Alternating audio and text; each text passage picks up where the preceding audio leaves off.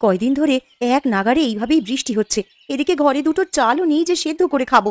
এমন ভাবে চলতে থাকলে তো বন্যা হয়ে যাবে। কি হয়েছে গিন্নি, কি এত বিড়বিড় করছো? যেভাবে বৃষ্টি শুরু হয়েছে এমন হলে তুমি মাছ ধরতে বেরোবে কি করে গো? আর মাছ না ধরা হলে সংসার চলবে কি করে? ঘরে যে কিচ্ছুটি নেই। আরে আমিও তো সেটাই ভাবছি গিন্নি, এভাবে বর্ষা বাদলা চলতে থাকলে তো না খেয়ে মরতে হবে আমাদের সবাইকে। কাল বিল থেকে দুটো কলমি লতা তুলে এনেছিলাম, কাল কিছুটা রান্না করেছি আর আজকের জন্য রেখেছি, কিন্তু ঘরে যে কোনো চাল নেই যে রান্না করব। আশেপাশে দুই এক বাড়িতে গিয়ে একটু খোঁজ নিয়ে দেখো। আজকে আকাশটা মেঘলা হয়ে আছে, কিন্তু বৃষ্টি শুরু হয়নি এখনো। এর মধ্যে নদীতে গিয়ে জাল ফেলে দেখি মাছ পাওয়া যায় কিনা। আশেপাশে আর কার বাড়িতে যাব? সবারই তো একই অবস্থা। বৃষ্টির চোটে কেউ তো এই কয়দিন ঘর থেকে বের হতে পারেনি। তাহলে তুমি দুটো গমের আটার রুটি বানাও গিন্নি। আজকে রাতটা না হয় আমরা আটা রুটি আর কলমি ডাঁটা সেদ্ধ খেয়েই থাকবো। সে না হয় করলাম, কিন্তু যেভাবে বৃষ্টি শুরু হয়েছে বানের জল ভেসে আসা শুরু হলে তো বন্যা হয়ে যাবে গো। তখনকার জন্য ঘরে তো কিছু শুকনো খাবার মজুত রাখতে হবে। সেটাও তো আমিও বুঝতে পারছি, এভাবে চলতে থাকলে তো বন্যা হয়ে গেলে না খেয়ে মরবে। আমাকে আমার জালটা এনে দাও তো দেখি। আকাশ ভালো থাকতে থাকতে মাছ ধরতে বেরিয়ে পড়ি। ঘরে শুকনো মুড়ি আছে, দুটো চিবিয়ে যাও, না হলে পরে আবার খিদে লাগবে। না না, এখন আর কিছু খাবো না। দেখি কয়টা মাছ পেলে বাজারে নিয়ে বিক্রি করব। ওই টাকায় চাল আর কিছু সবজি নিয়ে আসা যায় কিনা দেখি। রান্নাঘরে দেখো, একটা ব্যাগের ভিতরে জাল রাখা আছে, সেখান থেকে জাল আর মাছ রাখার পাত্রটা নিয়ে যাও। ঠিক আছে, আমি তবে বের হলাম গিন্নি। সাবধানে যেও।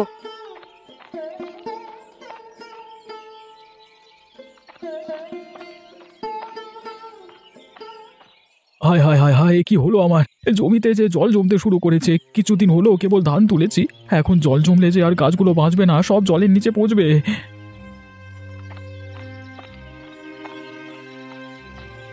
কিরে গোপাল, কি হয়েছে তোর? এভাবে আহাজারি করছিস কেন? দেখো না হারান দাদা, এই কদিনের বৃষ্টিতে আমার জমিতে জল জমেছে। আজকেও তো আকাশ মেঘলা হয়ে আছে, যে কোনো সময় বৃষ্টি নামতে পারে। এভাবে চলতে থাকলে তো জমি জলের নিচে তলিয়ে যাবে। আমিও তো আমার জমি দেখে এলাম, আমার জমিতেও তো জল জমছে রে গোপাল, বুঝতে পারছি না কি করব। এমনিতেই বৃষ্টির জন্য মানুষের আয় রোজগারের পথ বন্ধ হয়ে আছে কদিন ধরে। তার উপর আমাদের চাষিদের যদি এই অবস্থা হয়, তাহলে মানুষ খাবে কি আর বাঁচবে কি করে? এখন থেকেই আমাদের আগাম প্রস্তুতি নিয়ে রাখতে হবে, নাহলে পরে আমাদের বিপদে পড়তে হবে।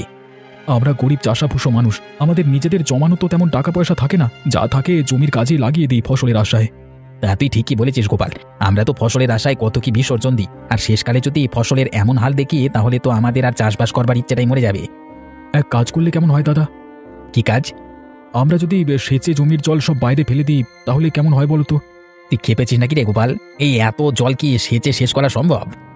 কি করব বলো, জমির এমন হাল দেখে মাথায় যা আসছে তাই বলে ফেলেছি।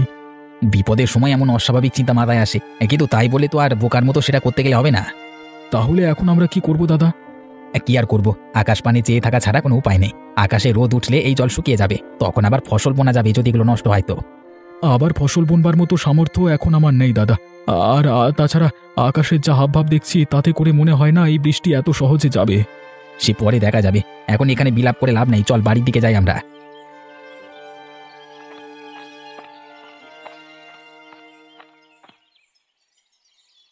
একটু সুযোগ পেলেই হলো, এই মেয়ে কাদামাটি নিয়ে খেলতে বসে যাবে। জামা কাপড় ময়লা হলে আজ তোর কপালে দুঃখ আছে ননি, এই আমি বলে দিলাম। আমার একটু খেলাধুলো তোমার সহ্য কেন হয় না বলো তো মা? তোর খেলাধুলো আমার সহ্য হবে কি করে? খেলা করতে গেলেই তো জামা কাপড়ে কাদামাটি মাখিয়ে আসিস। এই বৃষ্টি বাদলার দিনে আমি জামা কাপড় শুকাতে দেবো কোথায়? পরপর এত দিন বৃষ্টিতে আমি দুদণ্ড বাইরে বেরোতে পারিনি, আর কতক্ষণ আমাকে ঘরবন্দি হয়ে থাকতে বলছো তুমি? এই মেয়ের চোপা দিন দিন বেড়েই চলেছে। দিন দিন বড় হচ্ছিস আর আদব কায়দা সব ভুলতে বসেছিস দেখছি। মা, ও মা, আমার না খুব খিদে পেয়েছে, আমাকে কিছু খেতে দাও না মা। একটু আগেই না গুড়মুড়ি খেয়ে খেলতে বসলি, এখনই তোর খিদে পেয়ে গেল? অভাবের স্বভাব নষ্ট, কথাটা তো সত্যিই দেখছি। পেটের খিদে কি আর অভাব মানে বলো? আমার যে একটু বাদে বাদেই খিদে পায় মা। গুড়মুড়ি যা ছিল সব তো খেয়ে সাবার করেছিস একাই, এখন তোকে আর কি খেতে দিই বলতো? ঘরে কিচ্ছুটি রাখার উপায় নেই তোর জন্যে। খাবার দেখলেই কখন খেয়ে শেষ করবি সেই চিন্তা তোর। এখন আমার খুব খিদে পেয়েছে, আমায় কি খেতে দেবে দাও। রান্নাঘরে পান্তা ভাত রাখা আছে তোর বাবার জন্য, সেখান থেকে কিছু ভাত নিয়ে খা, আর বাকিটুকু তোর বাবার জন্য রেখে দে। পান্তা ভাত কি দিয়ে খাবো মা? তরকারি কি কিছু আছে? না, পেঁয়াজ আর লঙ্কা দিয়ে ডোলে খা, দুপুরে কচু ঘন্ট করে দেবো খন।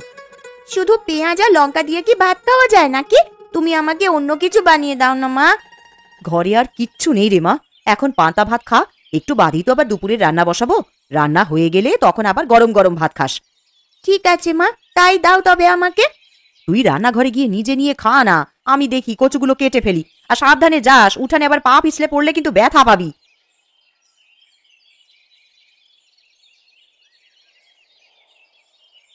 লোকটাকে সেই কখন থেকে খেতে ডেকে এসেছি, এখনো আসার নাম নেই। আর এইদিকে যে খাবারগুলো সব ঠান্ডা হয়ে যাচ্ছে। কই গো, সকালের খাবার খাওয়া লাগবে না নাকি তোমার? একটু খাজনার কাগজপত্র নিয়ে বসেছিলাম কিন্নি, ভেবেছিলাম হাতের কাজটা শেষ করে তবে খাবো। তা তোমার জ্বালায় কি আর হলো? আবার ঠান্ডা হলে তো আবার বলবে ঠান্ডা খাবার খাবো না। তোমাকে নিয়ে আমার হয়েছে যত জ্বালা। আমার কাজ না মিটিয়ে সেখান থেকে উঠতে ভালো লাগে না। আরে জানোই তো টাকা পয়সার হিসাব কিতাব। হয়েছে, খাবারের সময় খাওয়া আর কাজের সময় কাজ। এত টাকা টাকা করছো, মরে গেলে এই টাকা খাবে কে শুনি? আমার টাকা আমি খেয়েই মরবো, কাউকে আমার টাকার ভাগ দেব না আমি। হয়েছে বাপু হয়েছে, তোমার ওই কালোবাজারি টাকা নেওয়ার ইচ্ছে আমার নেই। দুবেলা দুমুঠো ভাত খাই, সেটাই আমার হজম হতে চায় না। আরে মনে রেখো, এই কালো টাকা দিয়ে কিন্তু সব আরামায়েশের জীবন পেয়েছো কিন্নি। গাঁয়ের মানুষদের রক্তচোষা টাকাতে আমার আরাম আয়েশ ভালো লাগে না। তুমি ভালো করেই জানো যে আমি বিলাসিতা পছন্দ করি না। আর হতভাগাদের থেকে মেরে আনা টাকা তো আমাকে আয়েশ দিতে পারে না। খেতে এসে তোমার নীতি কথা শুনি তো পেট ভরে যায় কিন্নি। এতই যখন মায়া হয় তখন যাও না, একটা ধর্মশালা খুলে বসো। সেটা পারলে তো ভালোই হতো। জীবনে তোমার সাথে থেকে যে পাপ কামিয়েছি তার বদলে কিছুটা পুণ্য যদি পেতাম। আমায় কি খেতে দেবে না নাকি নাকি এভাবে খোঁচা মেরে কথা শোনাতে থাকবে? তাহলে আমাকে ডাকবার কি দরকার ছিল শুনি? দিচ্ছি, খাবার খেতেই তো ডেকে এনেছি, তা তুমিই তো শুরু করলে।